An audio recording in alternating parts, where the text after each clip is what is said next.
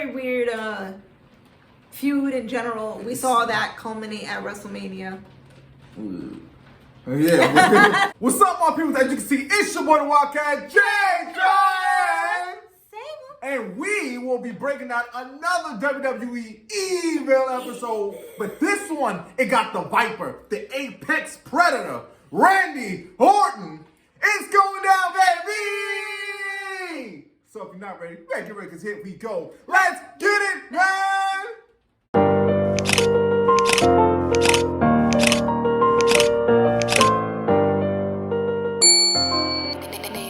First thing first, off the wrestle! Now, we're back with another Evil episode. And this was an episode that we couldn't wait to get to because it had the Viper, okay? Randy Orton, everybody loves Randall Keith Orton. I do. I hear voices In my head, they count to me. They understand and they talk to me. Ooh. They talk to me. Woo! They tell me things that I will do. They show me things I'll do. Okay, I'm not even gonna finish that next line. And we had a little bit of an understanding coming out of this one. We wasn't fully satisfied with this one. Yeah, so far in our WWE Evil series, I have to say this is the weakest one. It hurts my heart to say that, but unfortunately, it's the truth. And we're gonna explain all that to you in a second. But before we get into that, please like this video, hit the subscription and the bell. Hit it with a thumbs up. Hit it with a thumbs up. Kicking right off, this video starts off with some highlight packages of Randy, and they're talking a little bit about his career, different things that he's done, how famous he's gotten, how popular he's gotten, how much of a pop icon he is. Everybody love Randy. The hood love Randy. The hood love Randy. I'm getting you excited for the video, but then quickly you kind of realize that this video really did not seem to have a direction. Most of these videos so far have been going in chronological order. It's all over the place. And this video seemed a little bit kind of hazy, like it didn't know where it wanted to go. We start off with Randy as a kid, and they're talking about how Randy was baby Orton. Young baby Orton, the baby Viper. The baby snake. He was really kind of unpopular as a kid, very insecure. A lot of people picked on Bullied him. him. Yeah, but he was wrestling kind of royalty. He came from a wrestling background, and the crazy thing is when he was in, I do believe it was high school, he did amateur wrestling. And after he started lifting some weights, getting big, getting swole, people stopped picking on young Randy. Randy actually didn't want to go into wrestling, or at least his mom didn't want him to go into it because they saw the kind of toll it took on his father. His father was never around. His father only saw him, they said, maybe 10 He's to 10 12. to 12 times a year. Yeah, which is heartbreaking, really sad. He does go off that path. He does not go into wrestling when he first goes into the Marines. He goes into the Marines and not John Cena. Even though he's very cryptic about what happened there, he doesn't really talk about it. Yeah. He says that what he saw in there, he just did not like. Yeah, he did not want to mention anything that happened in the Marines. I kind of knew this story because this was like a little mini evolution of a Predator documentary. He went to the Marines, he didn't like it, it was hell for him, and he ended up running away. He came back and they threw him in the break for 45 days. Then after that, he does meet back up with his father, and his father does introduce him to the business, and he's calling Bruce Pritchard. Bruce? And he's like, he wants Randy to get into wrestling. Yeah, he goes to OVW. This is where we see Randy Orton's My Rise. Yes, his My Rise. That ring was very small, by the way. OVW, and the interesting about his class was that he's in the same class with Brock, Batista, John Cena, and Shelton Benjamin, which they didn't mention Shelton, but we will mention Shelton. We love Shelton. Okay? They do say that Randy is kind of like a natural. Basically, he knows how to work the ring. He knows how to tell a story. He got the look. He got the presence. Yeah. He's natural. He's smooth and all that. Everything just seems great. They send him up to debut. Once again, the baby Viper is looking very clean, very smooth face, very young with stars in his eyes. A lot of hair. And a lot of hair. Unfortunately, Randy early on gets these injuries because they said that in the piece. ring, he's kind of doing a lot.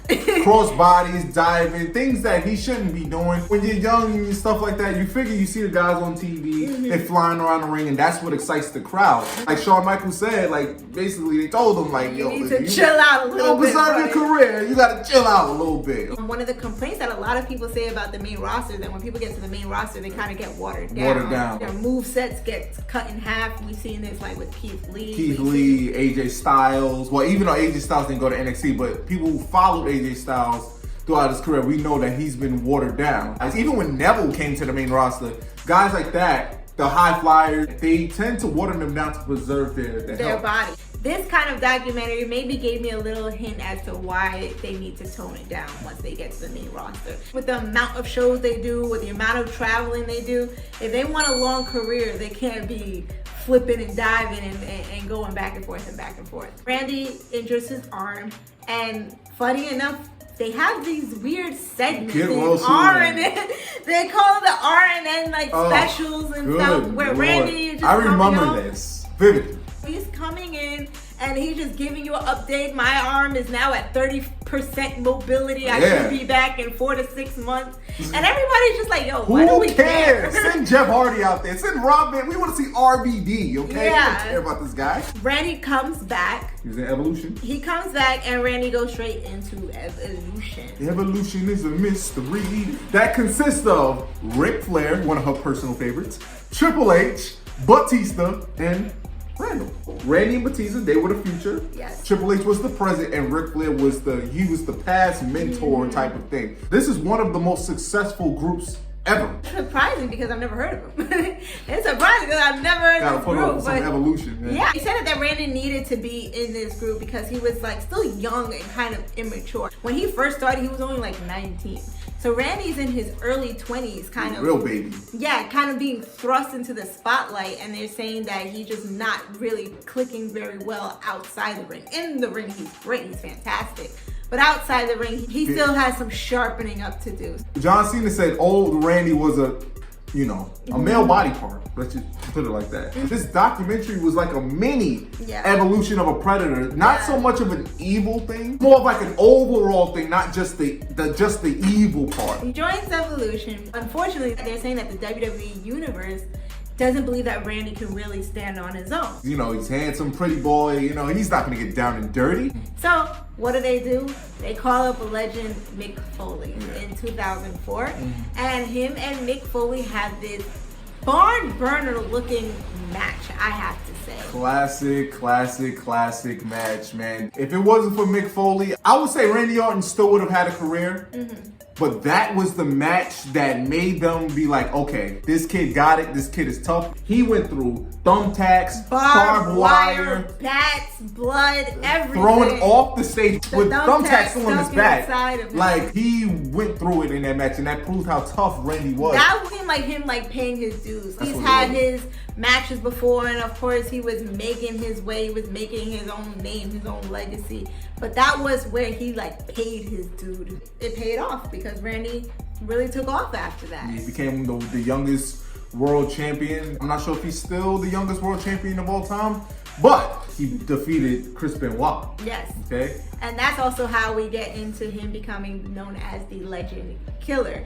Killing legends. Killing legends left and right. Well, he was legend killer before he beat Chris Benoit, but he was laying out everybody. Sergeant Slaughter, Moolah. I remember him laying out Jake the Snake, Roddy Piper. He even RKO'd Hulk Hogan, which was delicious at the time, okay? We just did a Hulk Hogan video. To see Randy RKO him and take him out was... on his car. It was a surprise. It's a great moment. But the thing about Randy Orton's stardom that they said was that it was too much too soon. Unfortunately, he starts going kind of crazy, kind of wild, drinking, addiction. When he's supposed to induct his father into the Hall of Fame, he was out partying the entire night before. Came in the next day, gave his speech off the fly, did not have his speech prepared, and you could tell him he's kind of stuttering over his words. Nervous. Yeah, he's nervous. He even sounded like he was still hungover, to be honest. He just hey, my dad hey dad, what's going on, my granddad, da-da-da. And they said that Randy Orton's father like just looked very disappointed when he got up to this stage. Basically, he didn't get the induction that he deserved. And Randy said that that's one of the regrets of his career. Yeah. Doesn't stop there. Randy's also abusing other substances like pills and drinking and things like that. One fateful night,